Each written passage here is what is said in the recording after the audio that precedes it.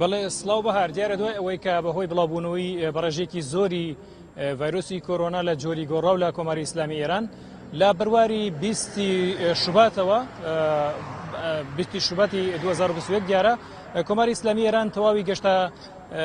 هاتوچۆی گەشتیاری لە خاڵە سنووریەکانی نێوان خۆی و عێراق بە هەرێمی کوردستانی شەوە ڕاگرت، بەڵام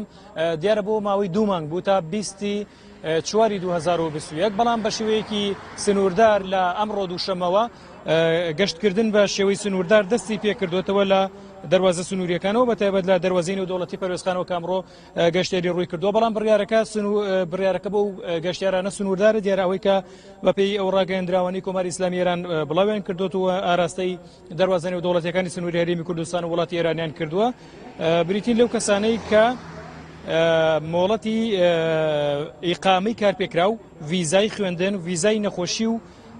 وەبەرهێنان و بازرگانی، ڤیزای کار و مۆری چوونە دەرەوە و پۆلیسی کۆچبەران و ئەوانن کە پاسپۆرتیان هێواتە تەنها لە ئەمڕۆ دووشەمەوە تەنها ڕێگە بەم چین و توێژانە دێت بۆ ئەوەی هاتوچۆ بکەن لە نێوان هەرێمی کوردستانیان بە شێوەیەکی گشتی لە نێوان عێراق و کۆماری ئیسلامی ئێراندا هاتوچۆی گەشتیاری